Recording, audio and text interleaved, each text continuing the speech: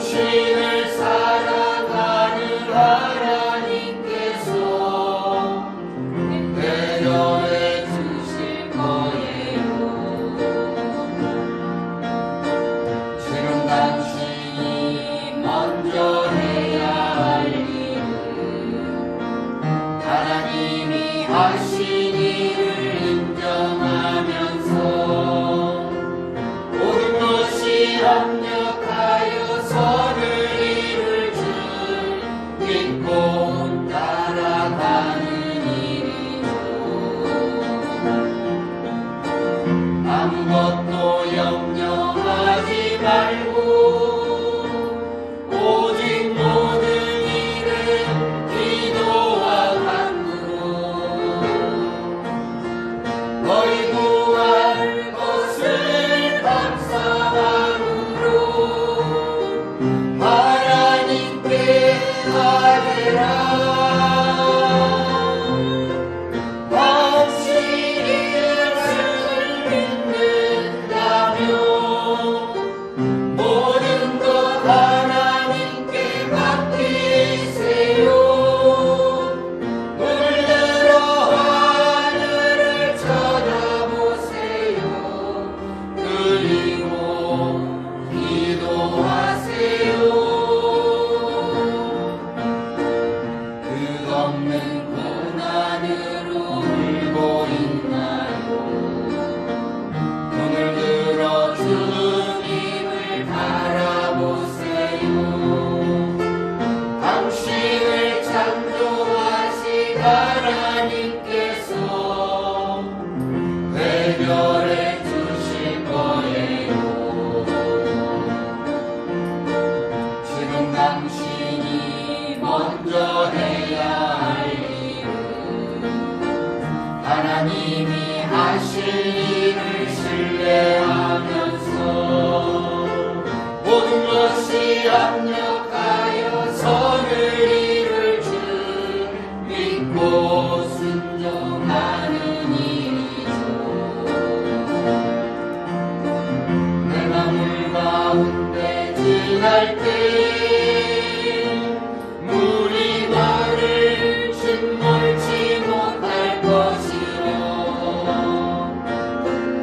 내가 물 가운데로 행할 때에도 가지 아니하리라. 하나님의 이 약속을 믿는다면 모든 것 주님께 맡기세요. 눈을 들어 주님을 바라보세요. 그리고 감사하세요. 하나님의 이 약속을 믿는다면 모든 것 주님께 맡기세요. 눈을 들어 주님을 바라보세요. 그리고 찬양하세요. 아멘. 행여 고난당한 자가 있습니까? 어려운 일을 만난 자가 있습니까? 이 시간 예배하는 우리의 앞길 가운데 하나님께서 영광의 자리를 예비하여 두신 줄로 믿습니다. 더위를 이긴 나무들은 달콤한 열매를 맺는 것처럼 고난을 이겨낸 우리들의 앞길 가운데 하나님의 크신 은혜가 임할 줄로 믿습니다. 하나님이 우리에게 모든 것들을 허락하여 주셨는데 가장 소중한 선물은 내일이라는 선물을 허락해 주셨다는 것입니다. 분명히 오늘보다 더 나은 내일이 예비되어져 있다는 사실. 힘들고 어려운 일을 만난다 할지라도 내 앞에 펼쳐질 나의 앞길 가운데 영광의 자리가 있다는 것을 기대하면서 소망 가운데서 기쁨을 얻고 소망 가운데서 회복을 누리는 우리 모두가 다 되어졌으면 좋겠습니다. 소망이다라는 것은 기대하면서 기다린다라는 의미를 가지고 있습니다. 내일 우리의 앞길 가운데 어떤 일이 예비되어져 있는지 기대하고 기다리며 하나님의 말씀 가운데에서 은혜 가운데에서 믿음으로 승리하는 우리 모두가 다 되어졌으면 좋겠습니다. 성도의 마지막에 결실의 모습은 무엇일 것인가 궁금하지 않습니까? 기대되어지지 않습니까? 우리가 믿음 지키면서 살아왔었던 오늘의 삶 가운데 나를 위하여서 예비하여 놓으신 나의 마지막의 모습은 어떤 것일까?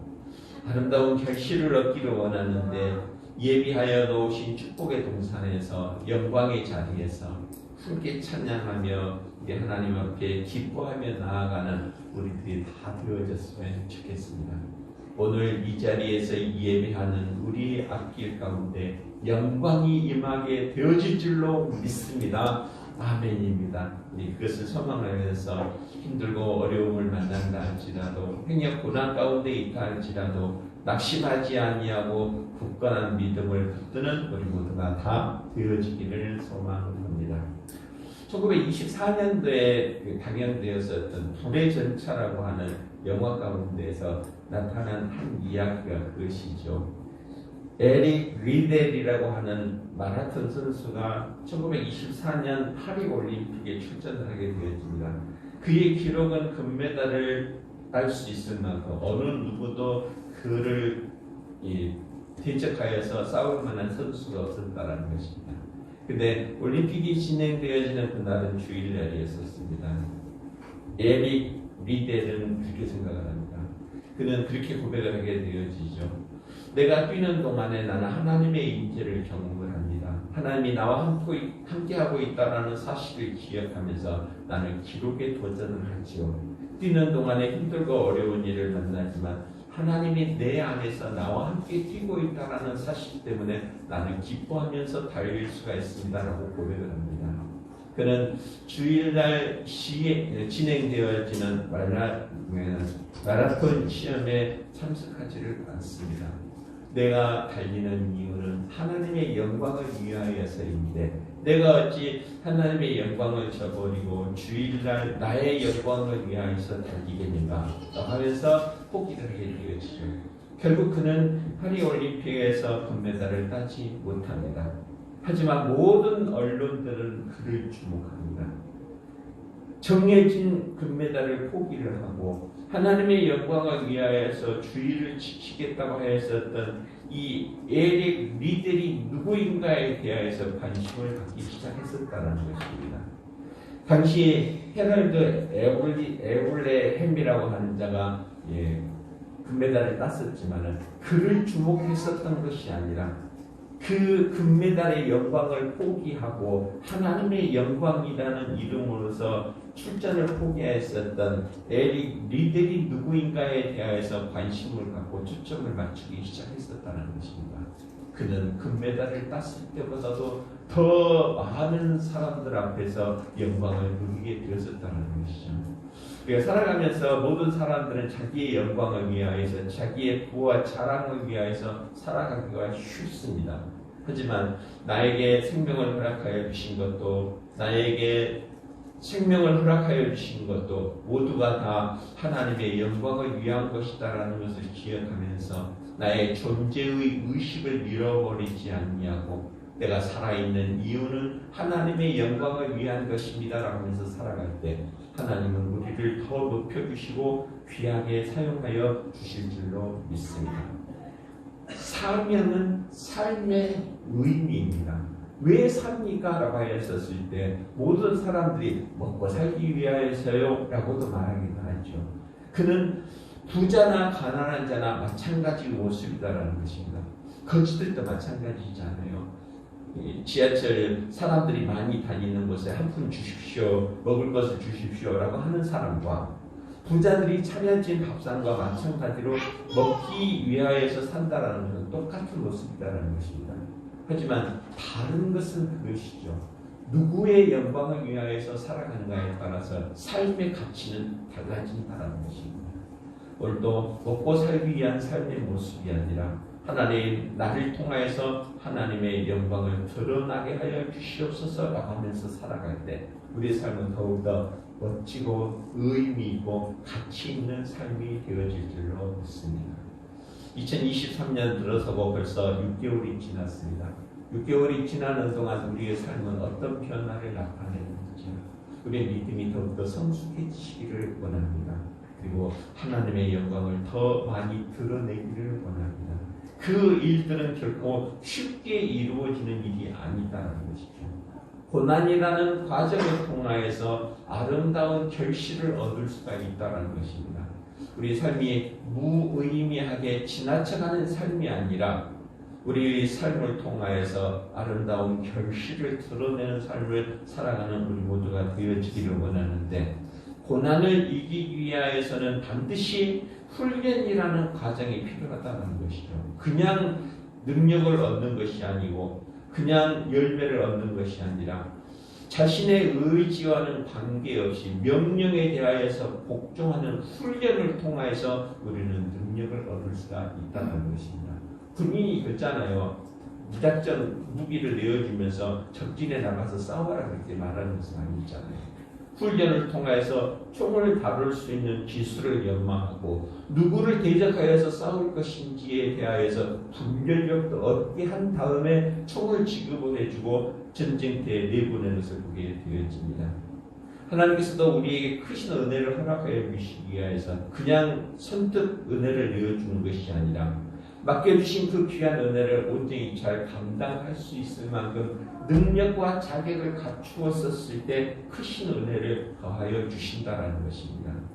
지금 우리의 삶이 고난 가운데 있고 어려움 가운데 있다 할지라도 내가 당하고 있는 고난과 어려움이 하나님이 내게 주신 훈련의 기간이라는 것을 기억하면서 온전히 연마하고 이겨낼 때 하나님은 우리를 통해서 영광을 드러내기에 부족함이 없을 만큼 넘치는 은혜를 더하여 주실 줄로 믿습니다. 우리가 이 땅에 살아가는 날 동안 하나님께서 기뻐하시는 일을 행하면서 살아가다가 마침내 영광의 자리에서 부끄러움 없이 우리 주 앞에 나설 수 있는 모두가 다 되어지시기를 주의 이름으로 부탁을 드립니다. 오늘 베드로전서 5장 1절에서부터 9절까지 말씀 보면서 영광에 참여할 자니라 라는 제목으로서 함께 은혜를 나누려고 합니다. 이 땅에 살아가고 있고 고난 가운데에서 좌절하고 주저앉아 있는 자가 아니라 반드시 영광의 자리, 나를 위하여서 예비하여 놓으신 영광의 자리에 참여할 자라는 것을 기억하면서 믿음을 지키는 자의 삶을 살아가는 우리 모두가 다 되어졌으면 좋겠습니다. 기대되어져요. 하나님, 나를 위하여서 예비하여 놓으신 그 자리는 어떤 자리인지요.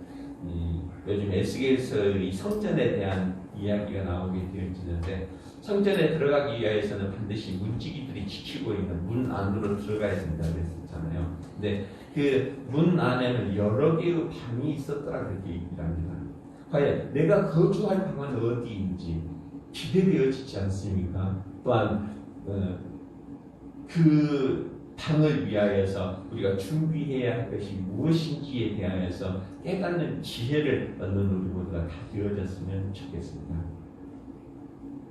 하나님께서 우리를 위하여서 예비하여 놓으신 내일이라는 시간, 영광의 자리에 참여할 자라는 것을 우리가 기억하면서 우리 영광의 자리에 참여할 의복을 갖춰 입고 또한 자격과 능력을 갖추면서 살아가는 우리 모두가 다 되어졌으면 좋겠습니다. 같이 한번 고백해볼까요? 나는 영광에 참여할 자입니다. 그 자리를 기대하면서 오늘 베드로를 통하여서 주시는 말씀이 여러분들 힘들고 어렵지만 양무리를 치십시오라고 이야기를 합니다.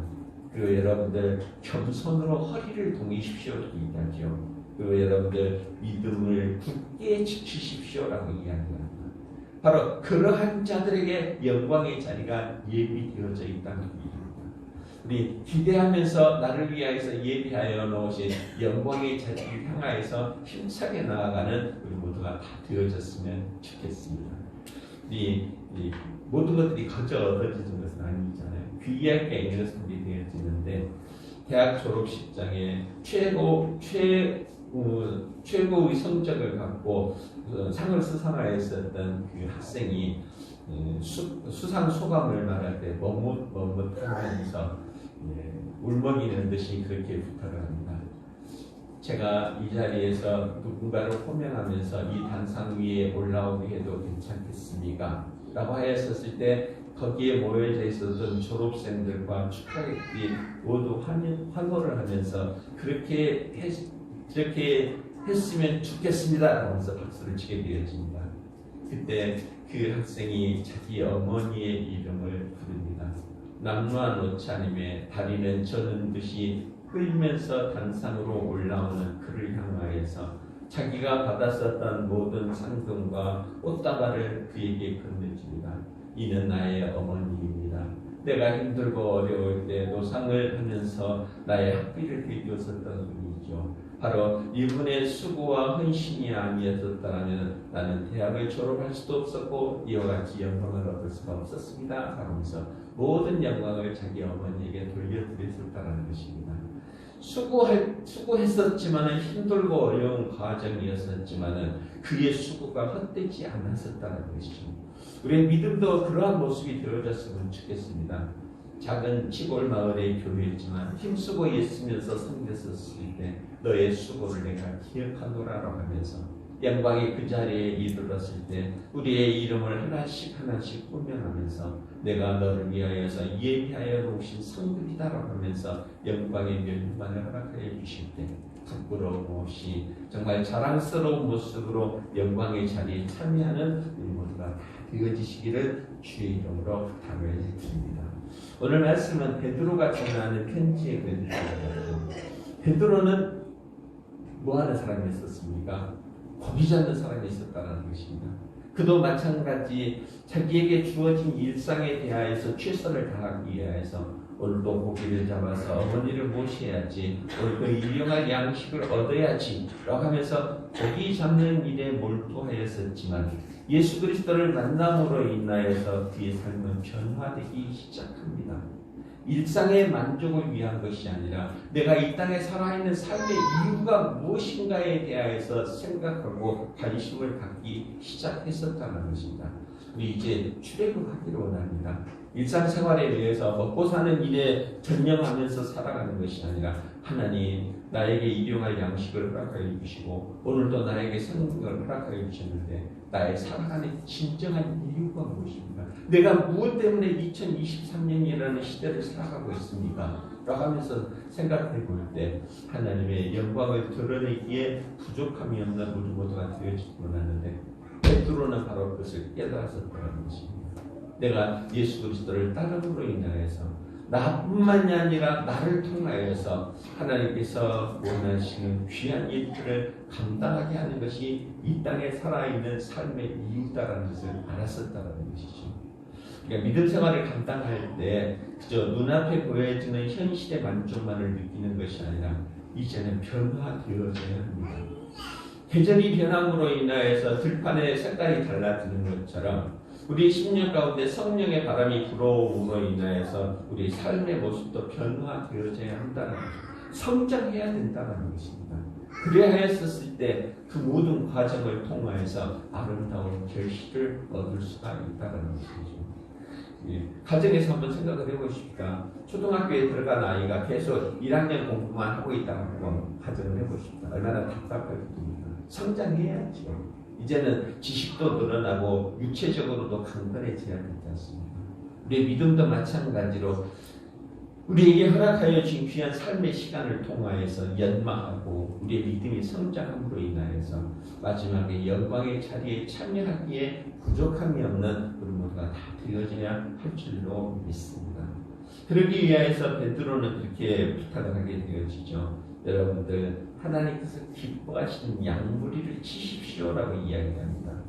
오늘 1절 2절 말씀 보면 그렇죠. 너희 중에 장로들에게 권하노니 나는 함께 장로된 자요 그리스도의 고난의 증인이요 나타날 영광에 참여할 자니라. 너희 중에 있는 하나님의 양무리를 치되 억지로 하지 말고 하나님의 뜻을 따라 자원함으로 하며 더러운 이득을 위하여 하지 말고 기꺼이 하며.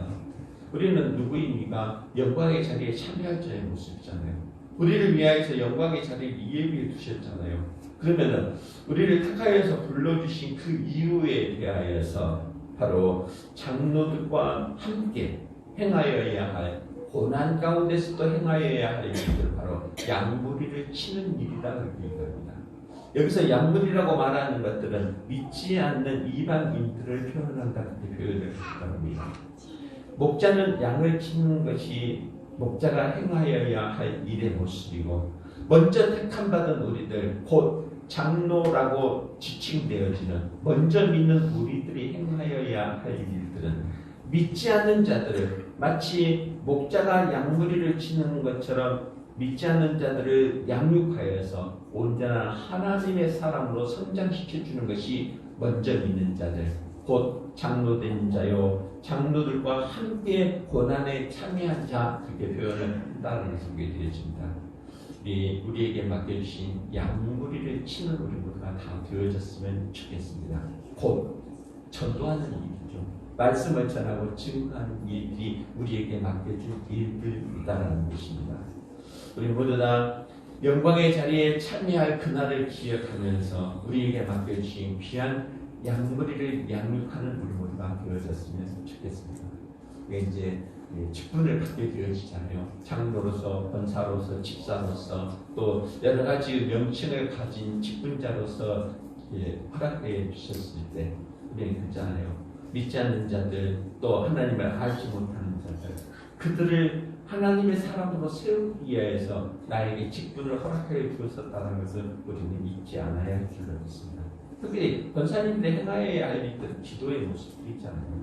믿지 않는 자가 있다면 낙심하고 주저앉아 있는 자가 있다고 한다 하면 그들을 찾아가서 정말 그들의 손을 붙들고 하나님은 당신을 사랑합니다. 내가 당신을 위하여서 기도하겠습니다. 라고 하면서 낙심하고 주저앉아 있는 자들을 위하여서 힘을 북돋아주는 역할을 감당하는 것이 먼저 믿는 우리들이 행하여야 할 일의 모습이라는 것입니다. 곧 양무리를 치는 자의 모습이 되어져야 한다는 것이죠. 우리 모두 다 영광의 자리만을 바라다 보는 것이 아니라 오늘 우리가 감당해야 할 일이 무엇인지를 기억하면서 양무리를 치는 것처럼 믿지 않는 자들을 위하여서 믿음이 연약한 자들을 위하여서 그들을 위하여서 믿음을 온전히 세우는 역할을 감당하는 우리 모두가 다 되어졌으면 좋겠습니다. 엘리사가 엘리야 선지자를 통하여서 갑절의 영광을 받고 요단이라는 곳에 이르렀을 때 그에게 많은 사람들이 모여들어서 하나님의 말씀을 배우게 되어집니다.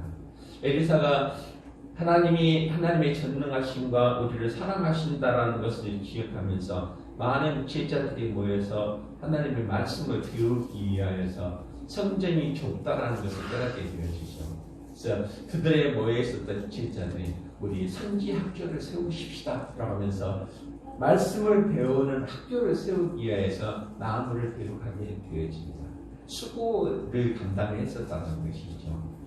근데 이 제자들이 나무를 데려갈 때 필요한 도끼를 빌려오게 되어집니다. 요즘에야 도끼가 흔한 도구일지 모르겠지만 당시의 쇠도끼는 아주 소중한 물건이었습니다.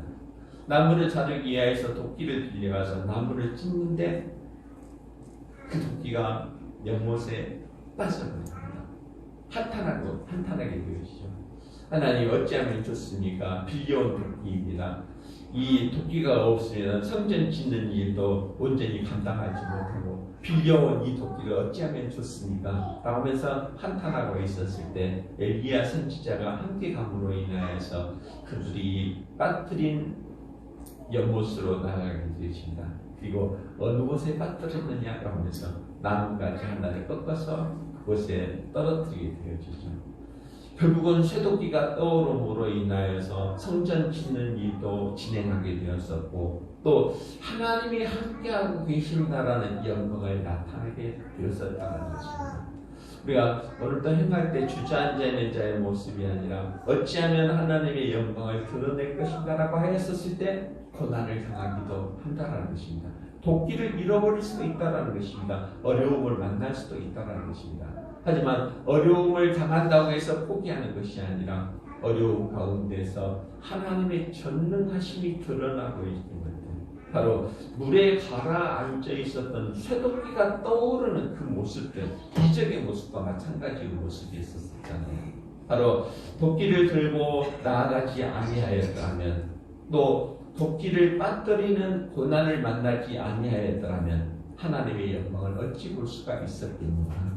우리가 오늘도 살아가면서 힘들고 어려운 일을 만난다고 할 때 거기 주저앉아 있는 자의 모습이 아니라, 낙심하고 부르짖는 자의 모습이 아니라, 하나님 이 고난을 통하여서 하나님의 영광을 나타내 주시옵소서라고 간구할 때 하나님은 우리를 통하여서 귀하고 복된 영광의 자리를 예비하여 놓으시고 하나님의 전능하신 능력을 나타나게 해주실 줄로 믿습니다. 어려운 일을 만나고 있습니까? 고난 가운데 있습니까? 하나님의 영광을 기억하면서 하나님의 영광을 드러내기에 귀하게 쓰임받는 우리 모두가 다 되어지시기를 주의 이름으로 부탁을 드립니다. 우리 또한 영광의 자리에 참여하기 위하여서 양구를 치는데 또 그 귀한 일들을 감당을 할 때 교만하지 말고 자기를 드러내지 말고 겸손으로 허리를 동이라기 합니다. 오늘 4절 5절 말씀에 보는 거죠. 그리하면 목자장이 나타나실 때 시들지 않은 영광의 관을 얻으리라. 젊은 자들아 이와 같이 장로들에게 순종하고 다 서로 겸손으로 허리를 동이라. 하나님은 교만한 자를 대적하시되 겸손한 자들에게는 은혜를 주시느니라. 우리 모두 다 겸손하기를 주의 이름으로 부탁을 드립니다.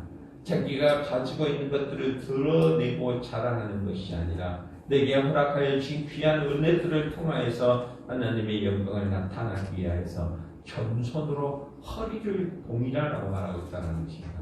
단순히 겸손하라가 아니라 겸손하기 위해서 힘쓰고 예쓰라라고 하면서 부탁하고 있다는 것이죠. 우리는 어떤 자들이라고요? 영광의 자리에 참여할 자다 그랬었잖아요. 영광의 자리에 참여할 자는 어떤 자다 그랬습니까? 겸손으로 허리를 동이는 자가 바로 영광의 자리에 참여할 자가 되느니라 이랍니다. 우리 모두 다 자기 주장만을 나타내고 자기의 목소리만 키우는 것이 아니라 오늘 말씀하신 대로 젊은 자들아, 혈기왕성한 자들아, 지혜로운 자들아, 건강한 자들아, 너희들의 힘을 자랑하지 말고 장로들에게 순종하고 겸손으로 허리를 동이라라고 말씀하신 그 말씀을 기억하면서 겸손하고 낮은 자의 모습으로 맡겨진 귀한 사명을 기쁨으로 잘 감당할 때 영광의 자리에 참여하게 되어질 줄로 믿습니다. 우리 그잖아요. 공부할 때도 마찬가지로 자기 주장만을 내세우는 것이 아니라 명령하여 준 대로 가르쳐 주는 대로 따라갈 때 우리는 원하는 결과를 얻을 수가 있다는 것입니다. 우리 관계가 훈련 잘 받고 있는지 모르겠네요. 훈련 받을 때 있잖아요. 나 이거 하기 싫은데요. 그거 잘못된 것인데요. 라고 하면서 거부하는 것이 아니라 명령하는 대로 따라가는 것이 훈련의 모습이다라는 것입니다. 겸손으로 허리를 동이고 시키는 대로 하겠습니다라고 하는 것이 바로 겸손한 자의 모습이다라는 것입니다. 바로 그리할 때 영광의 자리에 참여하게 될 것이다. 지금은 내 생각이 옳은 것처럼 보여질지 모르지만 더 큰 관점에서 바라다 볼 때 하나님이 원하시는 그림이 무엇인가를 깨닫는 것이 진정한 믿음의 모습이다라는 것이죠. 하나님은 오늘도 더위 가운데 있지만 믿음으로 양육하게 하시고 고난 가운데서도 승리하게 하심으로 반드시 영광의 자리에 참여하는 자들로 삼기 위하여서 오늘도 우리들의 발걸음을 주의 전으로 인도하여 주신 줄로 믿습니다. 우리 그날을 소망하면서 겸손으로 허리를 동이고 영광의 자리에 참여하기를 기대하며 살아가는 우리 모두가 다 되어졌으면 좋겠습니다. 또한 겸손으로 허리를 동이면서 믿음을 굳건하게 하라고 얘기합니다. 오늘 9절 말씀에 그렇지요. 너희는 믿음을 굳건하게 하여 그를 대적하라. 이는 세상에 있는 너희 형제들도 동일한 고난을 당하는 줄 압니다. 우리 믿음을 지키기를 원합니다. 믿음을 지키는 자가 영광의 자리에 참여할 자의 모습이라는 것입니다. 쉬운 것처럼 보여질지 모르지만 가장 어려운 것이 믿음입니다. 하나님이 우리를 위하여서 영광의 자리를 예비하여 두신 줄로 믿습니다. 아멘입니다. 그것을 믿는 것이라는 것이죠. 근데 그날이 언제 올 줄 알아? 라고 하면서 자기의 생각 가운데 자기 눈에 보여주는 것대로 그 말을 믿지 못하고 자기 나름대로 생각해 버린다는 것이죠. 결코 그는 영광의 자리에 참여하지 못한다는 얘기입니다. 우리 믿음을 굳건하게 하기를 원합니다. 나를 위하여서 영광의 자리를 예비하여 놓으시고, 나를 위하여서 천성을 예비하여 놓으시고, 나를 위하여서 천군 천사들을 예비하여 놓으시고, 부르시는 그날 믿음의 옷을 입고 주의 전에 나아갈 그날을 기대하면서 소망하며 날아가는 바로 그 믿음을 붙드는 우리 모두가 다 되어지시기를 주의 이름으로 부탁을 드립니다. 같이 고백해요. 믿음을 굳건히 해야 합니다. 흔들리지 마십시다. 특히 신세대가 들어서면서부터 사람의 지혜와 기술이 늘어나기 시작하면서부터 르네상스 시대 그게 표현되기도 하잖아요. 산업혁명이 발달되어짐으로 인하여서 하나님을 믿는 믿음보다는 인간의 생각과 지식을 자랑하기 시작합니다. 믿음이 무너지기 시작했었다는 것이죠. 우리 내가 가지고 있는 지식과 내가 가지고 있는 물질과 내가 가지고 있는 건강만을 자랑하는 것이 아니라 믿음을 굳건하게 함으로 인하여서 영광의 자리에 참여하는 우리 모두가 다 되어졌으면 좋겠습니다. 우리를 사랑하시는 하나님은 우리를 위하여서 영광의 자리를 예비하여 두신 줄로 믿습니다. 아멘입니다. 그 믿음을 지키기 위하여서 맡겨주신 귀한 사명, 양무리를 치라라고 말씀하신 그 말씀을 기억하면서 겸손으로 허리를 동이고 믿음을 굳건하게 함으로 인하여서 영광의 자리에 참여하는 우리 모두가 다 되어지시기를 주의 이름으로 축원합니다. 아멘. 우리 하나님 감사합니다. 우리를 사랑하시는 하나님께서 고난 가운데서 또 믿음을 지켰었던 우리를 위하여 영광의 자리를 예비하여 두신 줄로 믿사오니 맡겨주신 사명을 온전히 감당하고 겸손으로 허리를 동이고 어떠한 시험과 유혹 가운데에서도 흔들리지 않은 믿음을 굳게 지킴으로 인하여서 영광의 자리에 주인공들 다 되게 하여 주시옵소서. 날씨가 많이 더운 가운데 있지만 더위도 이기게 하시고 세상이 여러 가지 모양으로 유혹하고 믿는 자들을 무너뜨리려고 하고 있지만 굳건한 믿음 지킴으로 인하여서 영광의 자리에서 찬송하며 감사하며 살아가는 우리 모두가 다 되게 하여 주시옵소서. 예수님 이름으로 기도드립니다. 아멘. 다 같이 자리에 일어서셔서 331장 찬송 드립니다.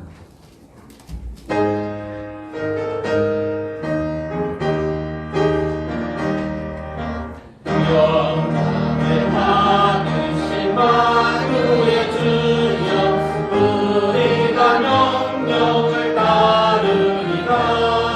베푸신 은혜를 감사히 알고 진실한 마음으로 섬기겠네. 그의 은혜 주시는 대로 영원히 받들어 섬기겠네. 찬송하겠네. 찬송하겠네. 생명을 주시는 부르노라. 주를 높이고 잘 공경하여 오늘한 마음으로 섬기리라.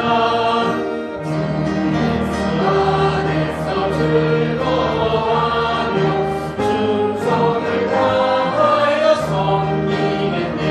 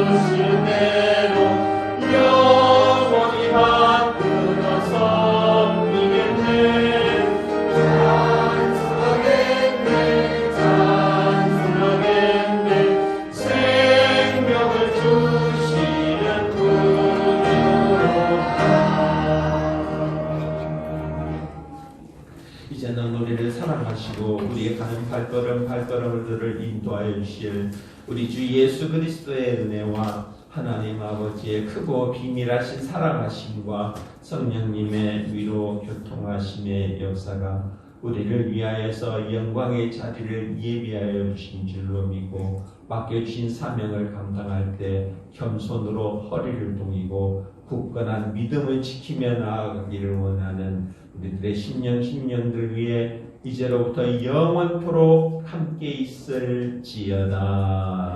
아멘.